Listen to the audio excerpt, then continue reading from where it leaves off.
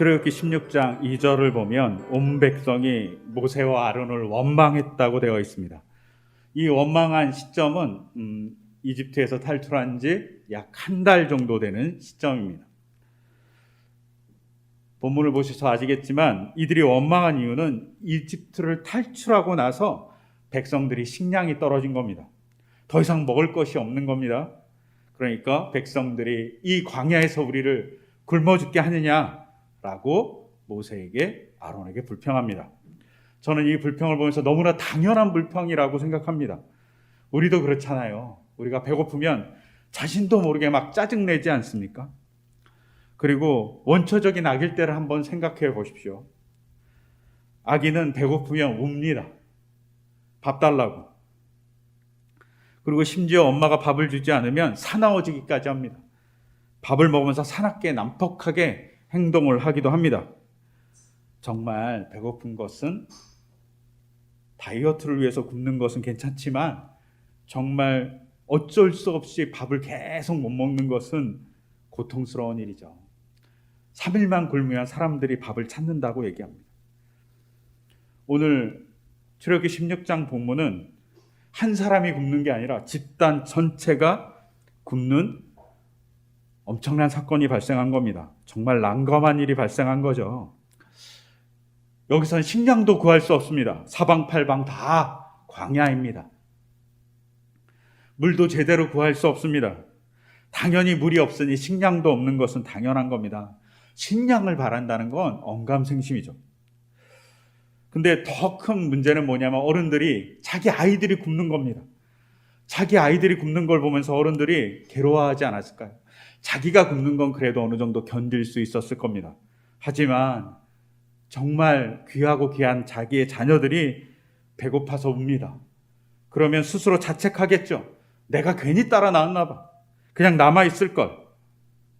혹은 아이들이 막 더 울기 시작하면 한탄하기 시작할 겁니다. 그리고 목구멍에서 막 한탄이 쏟아져 나오겠죠.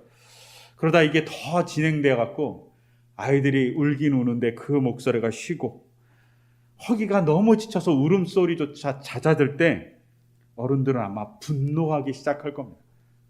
울지도 못하는 아이를 보면서 그 분노가 폭발해 갖고 원망의 대상을 막 찾겠죠. 그리고 그 원망의 대상은 오늘 모세와 아론입니다.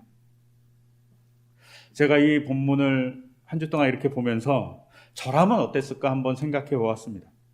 저는요, 개인적으로 만약 이런 상황이 당했다면 불평이 아니라 엄청나게 항의하고 돌아가자고 선동했을지도 모르겠다 생각해 보았습니다. 생각해 보세요. 이스라엘 백성이 출애굽했습니다. 이집트를 탈출했어요. 탈출할 때 목적지는 알고 있었습니다. 가나안 땅으로 가는 겁니다. 그의 조상의 땅 부엘삽으로 간다고 가정한다면 해안길로 가면 320km 정도 됩니다. 그러니까 하루에 한 20km씩 간다고 가정하면 한 보름 조금 넘게 갈 수 있는 거리죠. 한 15일 넘게 조금만 걸어가면 갈 수 있는 거리입니다. 아니면 그래도 넉넉 잡고 간다면 한 달이면 갈 수 있는 거리입니다. 근데 유일하게 아는 것이 하나 있죠. 목적지는 가나안이지만 유일하게 아는 건 해안길로는 가지 못한다는 겁니다. 그러니까 백성들이 해안길로 못 가니까 그나마 다른 길로 좀 빠르게 가지 않을까 생각했겠죠. 근데 길도 가르쳐주지 않습니다. 단지 구름기둥, 불기둥만 쫓아오라고 합니다. 그래서 그들이 간 여정의 전체 길이는 정확하게 알 수 없지만 그냥 한 번만 갔다라고 생각했을 때는 약 1000km가 넘는 거리를 시내산을 거쳐서 가게 됩니다. 그것도 시내산에서 11개월이나 머물게 됩니다. 그런 정보가 전혀 없었습니다. 그러니 식량을 제대로 준비할 수 있었을까요? 사람들이 막 가다가 원망하기 시작했을 겁니다. 왜 이렇게 탈출시켰냐고. 이 물도 없는 곳에, 이 식량도 없는 곳에 우리를 왜 데리고 왔냐고 얘기했을 겁니다. 여러분이 잘 아시는 실크로드라는 길이 있습니다. 비단길이죠. 비단을 팔던 길입니다. 중국 중원 지방에서 시작해갖고 허시후랑이라는 그 오아시스가 있는 지역을 통과해서 타클라마칸 사막을 뚫고 지난 다음에 파르미 공원, 중앙아시아의 초원, 그리고 이란 고원을 지나서 가야지 겨우 가는 길입니다. 엄청난 길이죠. 이 엄청난 한 2000km인가요? 이 정도 되는 이 길을 갈 수 있었던 것은 이 길에 도시가 있었기 때문이랍니다. 근데 이 길 중간중간에 도시가 왜 있냐면 사막이 있는데 사막이 있는 그 중간중간에 오아시스가 있었기 때문이라고 합니다. 오아시스가 있으니까 거기에 사람들이 거주할 수 있는 거죠. 물을 구할 수 있는 겁니다. 그리고 그곳에 무역로가 생기는 거죠. 엄청나게 많은 사람들이 왕래했다고 얘기합니다. 그럴 수 있는 것, 사막을 뚫고 비단을 팔 수 있었던 건 오아시스가 있었기 때문이라고 얘기합니다. 문제는 이런 오아시스가 있었던 사막과 다르게 이스라엘이 광야로 나갔던 그 광야는 가끔은 물도 구할 수 없고, 물을 구할 수 없으니 당연히 식량도 구할 수 없는 척박한 땅이었던 거죠. 그 땅을 막 가고 있으니, 그리고 한 달 정도 준비한 식량은 다 떨어졌으니 백성이 원망하는 건 너무나도 당연한 일이라고 저 개인적으로 생각합니다. 그렇게 너무나도 열심히 가던 그들에게 식량이 없어서 불평하다가 하나님을 향해서, 하나님은 모세를 향해서 달라고 애원하는 거죠. 근데 이 불평한다는 이 말이 히브리어는 룬입니다. 근데 이 룬이라는 말이 출애굽기 16장 이전에는 딱 한 번 사용됩니다. 언제 사용되냐면 바로 앞장 출애굽기 15장입니다. 15장에서 어떻게 사용되냐면 물이 없어서 불평하는 겁니다. 마라에 쓴물밖에 주지 않으니까 먹을 물이 없으니까 불평하는 거죠. 당연히 물이 없으면 목말라 죽으니까 이들이 불평한 겁니다. 또 이 눈이라는 이 단어, 불평하다, 원망하다는 이 단어는 성경을 찾아보면 구약 성경에 딱 18번밖에 사용되지 않습니다. 그것도 여호수아에 사용된 딱 한 번을 제외하고 17번은 어디서 사용되냐면 출애굽기와 민수기에만 사용됩니다. 이 17번 모두 어떤 상황에 사용되냐면 물이 없거나 식량이 없거나 강력한 적을 만났거나 누군가 죽었을 때만 사용하는 단어입니다. 불평하는 거죠. 진짜 절체절명의 상황에만 얘기하는 그 원망한 불평이 룬이라는 단어입니다. 다른 데는 사용되지 않습니다. 근데 더 공교로운 건 뭐냐면 사전에서 룬이라는 단어를 찾아보면 룬이라는 단어의 1차적인 뜻은 뭐냐면 중얼거리다입니다. 아니면 속닥속닥 이야기하다라는 말입니다. 불평하다 이런 말과 원망하다 이런 말을 들으면 꼭 우리가 어떤 느끼냐면 데모를 해서 막 시위를 하는 것 같습니다. 그리고 우리를 들어달라고, 우리가 정말 배고파서 미치겠다고 얘기하는 그런 아우성같이 들립니다. 근데 사전에서 룬이라는 단어를 찾으면 그냥 중얼거리다, 속삭이다입니다. 자기 옆에 있는 사람에게 배고파 죽겠어, 이렇게 끌고 간 모세 때문이야 라고 얘기하는 것이 눈이라는 불평하다, 원망하다의 1차적인 뜻입니다. 이 1차적인 뜻을 보고 알 수 있는 건 이들이 속닥속닥한 거죠. 크게 얘기한 건 아니라고 볼 수 있습니다. 여기서 우리가 봐야 될 중요한 관점 하나가 있습니다. 누구에게 원망하고 그리고 누구에게 조용하게 얘기하냐는 겁니다. 바로 모세, 그리고 모세 뒤에 계시는 하나님을 향해서 쭈뼛쭈뼛거리며 아니면 소극적으로 원망하고 있는 것이 룬이라고 얘기하는 히브리어의 의미입니다. 속닥거리며 불평하는 것, 그리고 쭈물쭈물하면서 불평하는 것, 대상이 있습니다. 근데 이 대상은 어떤 걸까요? 그냥 자포자기의 대상으로서 그래, 이제는 뭐 다 포기야, 다 필요 없어 라고 하는 불평일까요? 아니면 자기가 하는 불평의 대상에 대해서 도움을 간구하는 소원의 불평일까요? 속닥속닥 얘기한다는 것은 모세와 하나님에 대해서 두려움을 갖는다는 겁니다. 이 두려움을 갖는다는 이야기는 자기가 불평하지만 그 불평이 단순히 불평만을 토로하는 것이 아니라 소원을 내포한 불평이라는 겁니다. 하나님 제발 우리를 도와주세요라는 불평이라는 것이죠. 이런 소극적인 불평 혹은 청원의 불평은 우리가 오늘 읽었던 마가복음 15장에도 잘 나옵니다. 마가복음 15장에 의하면 예수님께서 십자가에 달리셔서 유일하게 정확하게 말씀하신 것은 엘로이 엘로이 라마 사박다니입니다. 잘 아시는 대로 나의 하나님 어찌하여 나를 버리십니까? 나를 왜 버리십니까? 라고 얘기하는 어떤 면에서는 예수님의 소극적인 불평이 십자가에 서 있습니다. 근데 그 십자가의 불평은 그래 나를 버렸으니까 이제 나는 끝이야 라고 얘기하는 예수님의 자포자기가 아니라 그 속에는 십자가의 사건을 통해서 하나님의 역사를 이룰 것에 대한 청원과 부활의 청원이 같이 담겨져 있습니다. 즉 이 원망과 불평은 청원의 불평이죠. 대상에 대한 믿음을 가지고 하는 어떤 면에서는 간절한 청원입니다. 소망을 담아서 막 얘기하는 거죠. 우리 일상생활에서도 이런 거 많이 경험합니다. 형제 자매가 많은 집안에서 저도 어렸을 때 가끔 이런 얘기 했습니다. 형이나 언니에게만 좋은 옷을 사주고 새 옷을 사주고 나는 매번 언니, 오빠, 형의 옷을 물려받아요 라고 투덜거린 적이 우리들은 가끔 있습니다. 혹은 반대로 동생들은 너무나도 좋은 것을 대접받는 것을 보면서 형과 언니, 오빠 이런 사람들이 이렇게 얘기합니다. 어머니 왜 동생에게만 맛있는 것 주세요? 저도 좋은 것 주세요 라고 불평합니다. 이 불평에는 나는 버림받은 아이입니다 라는 말이 아니라 형같이 동생같이 대우해달라는 애원이 담겨져 있죠. 그리고 그 애원의 대상에 대한 믿음이 암묵적으로 있습니다. 즉 암묵적 신뢰가 있을 때 이런 소극적 불평을 할 수 있습니다.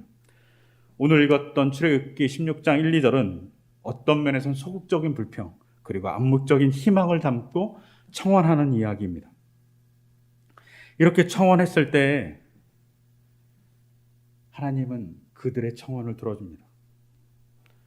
그리고 그들의 청원에 하나님이 한 발짝 다가옵니다. 불평하고 자포자기하고 원망해서 넘어가 버리면 문제가 발생하지만 이 소극적인 청원, 소극적인 불평에는 하나님이 다가오십니다. 오늘 읽었던 고린도후서의 12장의 바울도 마찬가지로 불평을 포함한 간청을 합니다. 아무리 신앙이 뛰어나고 아무리 돈독한 사람일지라도 신앙의 소극적인 불평은 항상 존재하기 마련이기 때문입니다. 고린도후서 12장에 보면 바울은 자기에게 가시를 제거해달라고 하나님에게 3번이나 간청했다고 되어 있습니다. 이 가시가 뭔지 정확하게 모릅니다. 눈병이라고 얘기하는 사람도 있고 심지어 간질병이라고 얘기하는 사람도 있습니다. 하지만 여기서 보면 이것이 얼마나 심각한 거였냐면 바울이 가시에 대한 정의를 뭐라고 얘기하냐면 사탄의 하수인이라고 정의합니다. 정말 자기에겐 치욕적인 뭔가가 있었던 것이죠.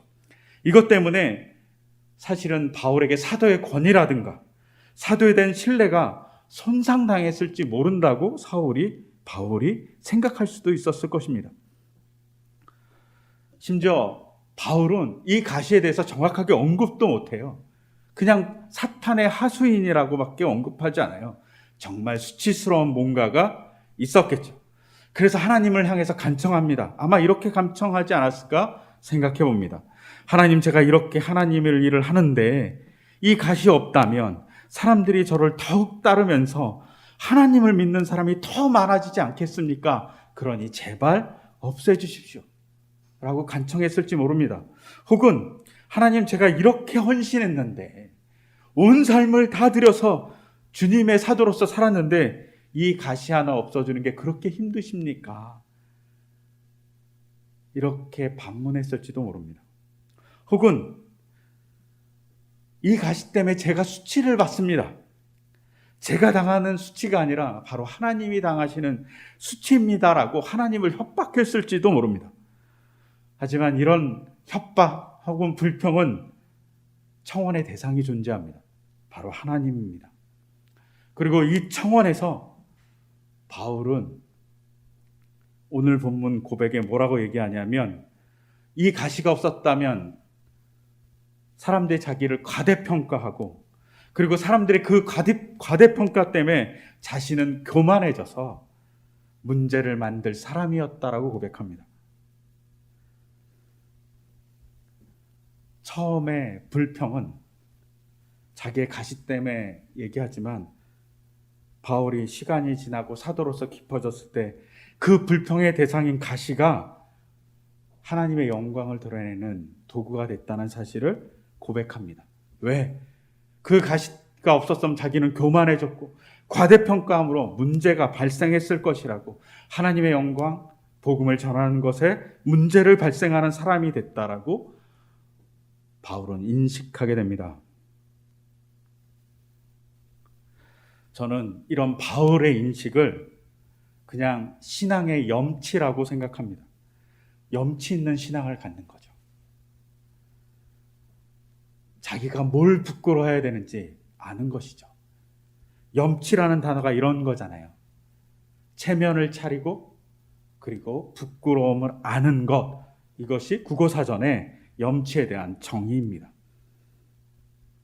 자기의 부끄러움이 뭔지, 하나님 앞에서의 자기의 올바른 체면이 무엇인지 아는 그 신앙을 바울은 가시 때문에 알게 됩니다. 작은 불평에서 시작해서 바울은 자기가 어떤 자세를 가져야 되는지 아는 신앙의 염치를 가지게 된 것이죠.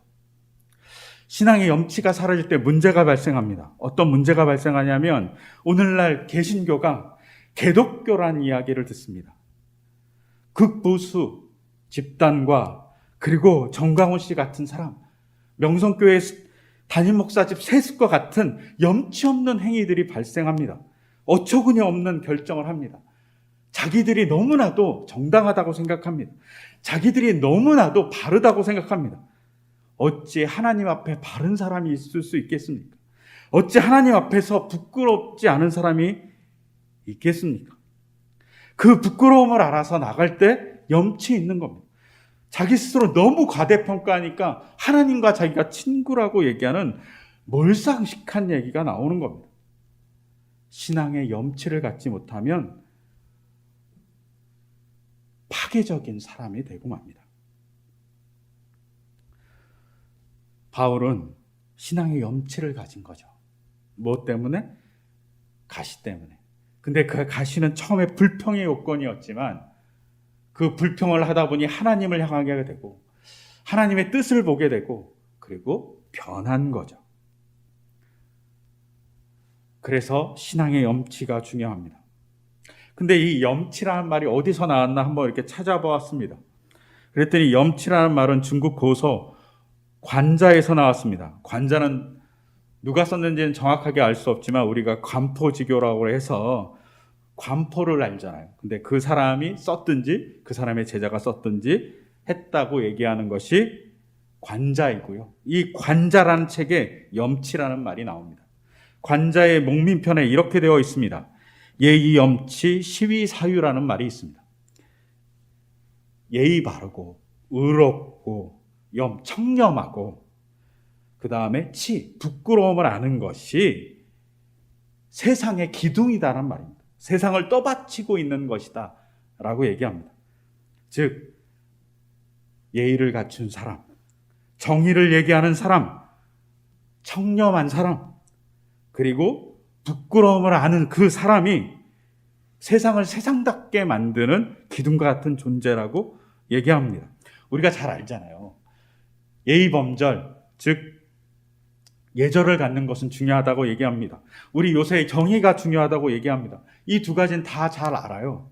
근데 관포는 관자에서 더불어서 청렴과 부끄러움을 아는 것이 세상에 중요한 가치다라고 얘기합니다. 몇 년 전 유행했던 영화 중에 킹스맨이라는 영화가 있었습니다. 이 영화의 정말 중요한 대사가 매너가 사람을 만든다는 겁니다. 예의 중요하죠. 정의 중요합니다. 근데 관자는 거기에 플러스 청렴과 부끄러움을 알아야 한다고 얘기합니다. 그러면서 이렇게 얘기합니다. 예, 의, 염, 치 이 네 가지 중 하나가 없으면 나라가 기울게 되고, 둘이 없으면 나라가 위태롭게 되고, 셋이 없으면 나라가 뒤집어지고, 모두 없으면 그 나라가 파멸을 면치 못할 것이다 라고 되어 있습니다. 이거 개인에도 마찬가지죠. 이런 예의 있고 정의 있고 그리고 청렴하고 그리고 부끄러움을 아는 것이 정말 그 사람을 그 사람 되게 만듭니다. 신앙도 마찬가지입니다. 염치가 존재해야죠. 우리는 예라면 예배를 드리는 것, 의라면 하나님의 정의입니다. 근데 신앙에도 염치가 필요합니다. 신앙의 청렴함, 그리고 신앙을 살피는 것. 염자는 살피다라는 뜻도 있기 때문입니다. 자기의 삶을 살피는 것, 그리고 자기를 하나님의 뜻에 보고 부끄러움을 깨닫는 것, 자기가 죄인인 걸 아는 것, 이것이 신앙의 중요한 염치라고 생각합니다. 그렇게 될 때 사람이 제대로 걸어갈 수 있습니다. 코로나 이전에 서구 유럽에서 이런 일이 벌어졌습니다.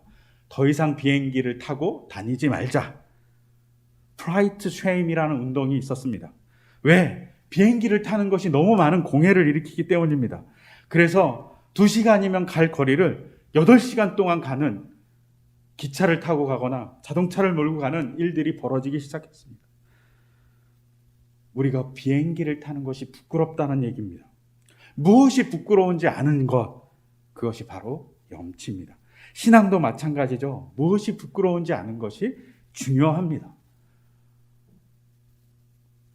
이스라엘 백성은 하나님을 향해서 처음엔 불만을 막 토로해냅니다. 하나님 배고픕니다. 그리고 극단에 달려가서 뭐라고 얘기하냐면 오늘 3절에 이집 땅 거기 고깃가마 곁에 앉아 배불리 음식을 먹던 그때에 누가 우리를 주님의 손에 넘겨줘서 죽게 했더라면 더 좋았을 뻔했습니다 라고 얘기합니다. 염치 없는 것이죠. 하나님이 이스라엘 백성을 이집트에서 구원해 줬습니다. 그리고 이끌고 가고 홍해를 가르면서 갔습니다. 근데 그 하나님을 향해서 뭐라고 염치 없이 얘기하냐면 이집트 땅에서 우리가 고기를 실컷 먹었을 때 죽이면 얼마나 좋았겠습니까? 라고 얘기합니다. 이집트 땅에서 정말 고기를 실컷 먹었을까요? 자기 삶의 옆에서 매일 가마를 놓고 고기를 먹었을까요? 그러지 않았을 겁니다. 그들이 박해받고 고역했다는 것을 우리는 너무나도 출애굽기 2, 3장을 통해서 너무나도 잘 압니다. 그런데 그들이 과거를 이상화하고 소유를 이상화한 다음에 하나님을 향해서 불평합니다. 이 3절의 불평과 1, 2절의 불평은 다른 겁니다. 1, 2절의 불평은 하나님께 소극적인 불평이라면, 그리고 하나님을 향해서 암묵적인 신뢰를 가지고 불평한 거라면 3절의 불평은 하나님을 거부하고 하나님을 완전히 없애고 자기에게 하나님께서 역사해 준 사건을 완전히 망각하고 하는 불평입니다. 이 불평은 정말 종이 한 장 차이입니다. 신뢰를 갖고 하는 불평과 신뢰가 없이 자포자기한 불평은 정말 종이 한 장 차이에 지나지 않습니다. 이스라엘 백성이 광야에서 칼을 타듯이 어떨 때는 신뢰를 가진 불평을, 어떨 때는 신뢰를 파괴해버린, 하나님을 저버린 불평을 하죠. 우리도 그렇죠. 우리 자신을 한번 바라보셨으면 합니다. 우리는 신뢰를 가진 불평을 하고 있는지, 아니면 자포자기 하나님을 없애버리고 다른 것을 우상하는, 이집트의 그 고기 가마를 우상하는 그런 불평을 하고 있는지 물어봐야만 합니다. 제대로 된 불평이 중요하다는 사실을 우리는 봐야 합니다. 제대로 된 불평을 하기 위해서 어떻게 해야 됩니까? 신앙의 염치가 있어야 합니다. 제가 아는 이제 페북 여러 친구들 중에 페북 글 중에 이런 글이 있었습니다. 어느 청년이 집 앞에서 자전거를 열심히 닦고 있었답니다. 지나가던 한 손이 그 자전거를 보고 너무 부러운 눈으로 막 구경을 하면서 번쩍번쩍 빛나는 자전거를 보면서 너무 탐내하더랍니다. 그래서 그 아저씨 청년이 그 아이에게 물어봅니다. 자전거 갖고 싶냐고. 그러자 아이가 이렇게 물어봅니다. 아저씨, 이 자전거 꽤 비싸게 주고 사셨지요? 그러자 이 청년은 그 소년에게 이렇게 대답합니다. 아니야, 비싸게 주지 않고 나는 우리 형에게 선물 받았어. 그러자 그 소년은 아, 그래요? 그리고 부러운 듯이 쳐다보면서 자전거를 닦는 그 청년 아저씨를 너무나도 부럽게 보았다고 합니다. 그러자 청년이 이렇게 얘기했습니다. 소년에게 너도 이런 자전거 가고 싶지? 라고 그러자 소년이 뭐라고 대답했을까요? 소년은 이렇게 대답했답니다. 아니요.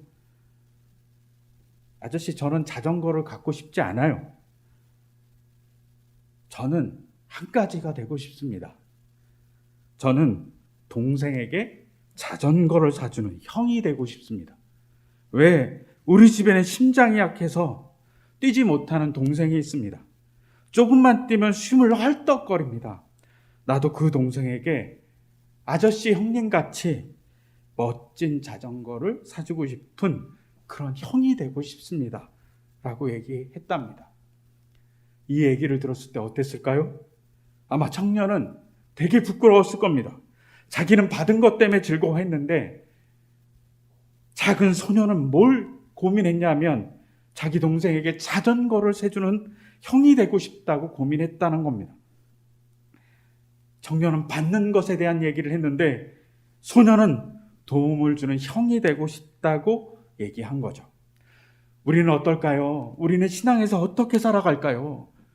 아마도 이 이야기를 들었던 청년은 소년에게 부끄럽고 그 부끄러움은 인생의 염치가 뭔지를 알았을 것입니다.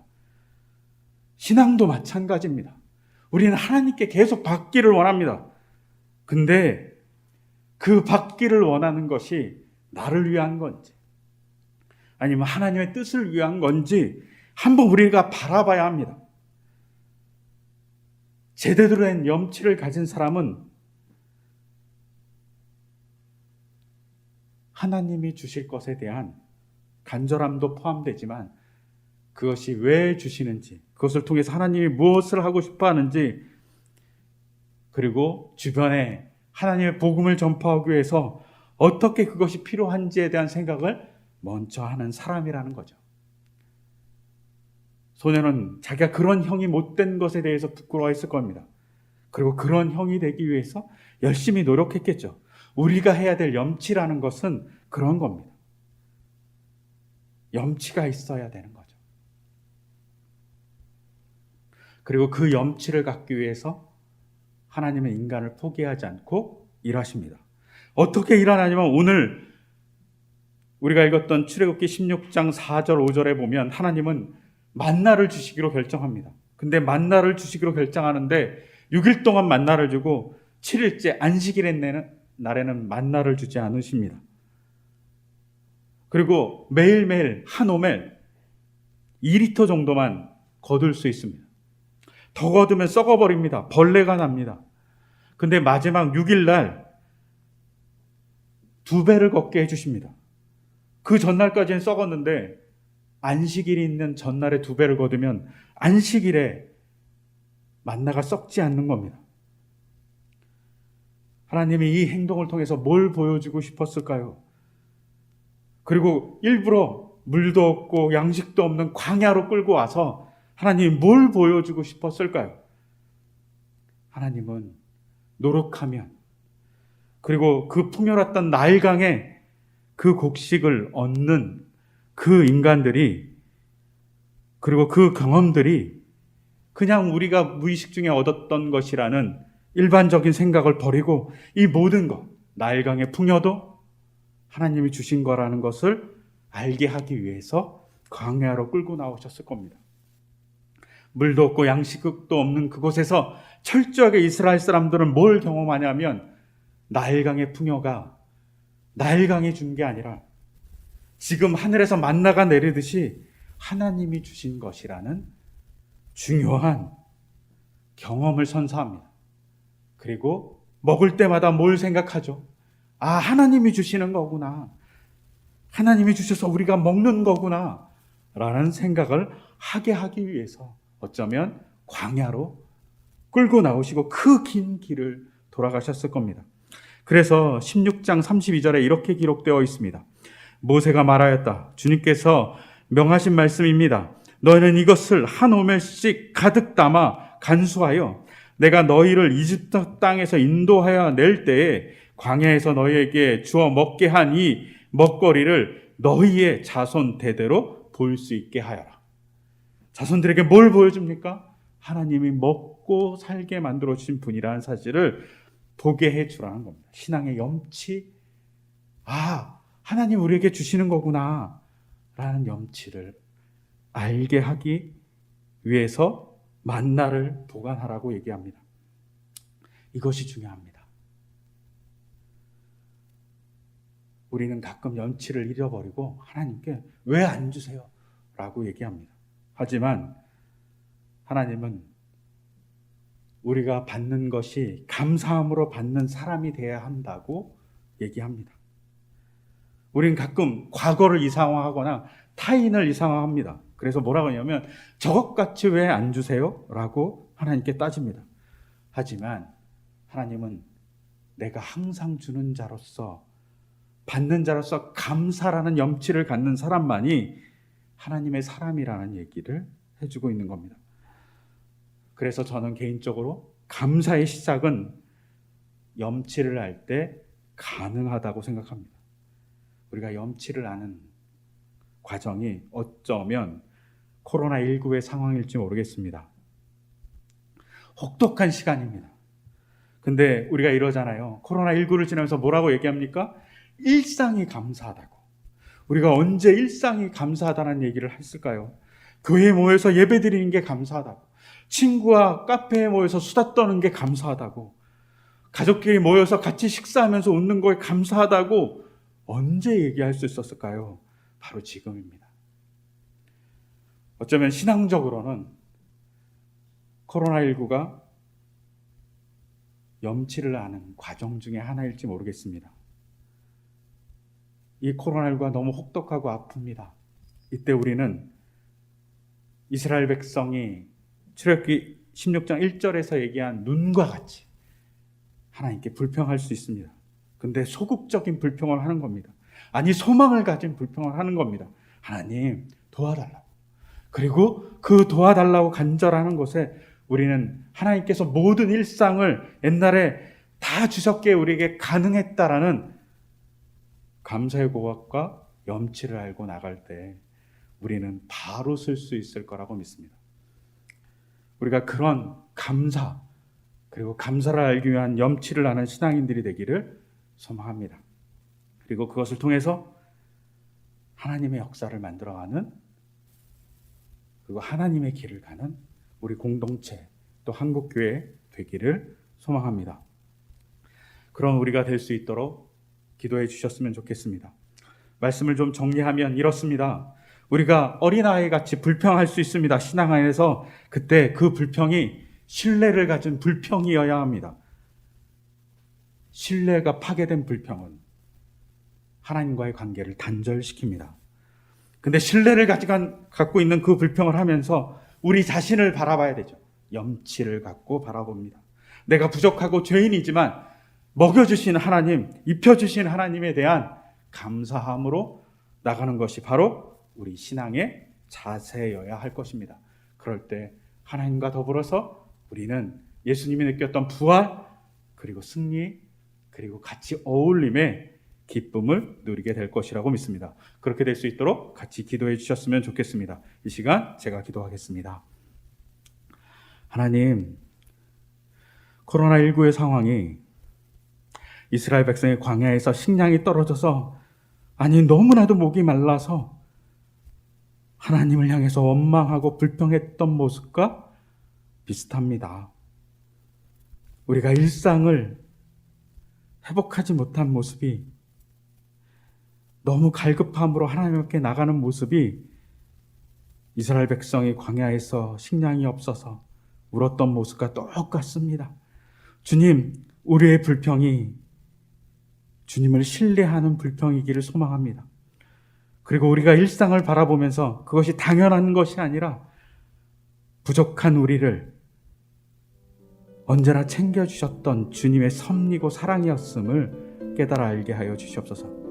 그리고 염치를 가지고 그 주님의 사랑을 받을 수 있는 우리 되기를 소망합니다.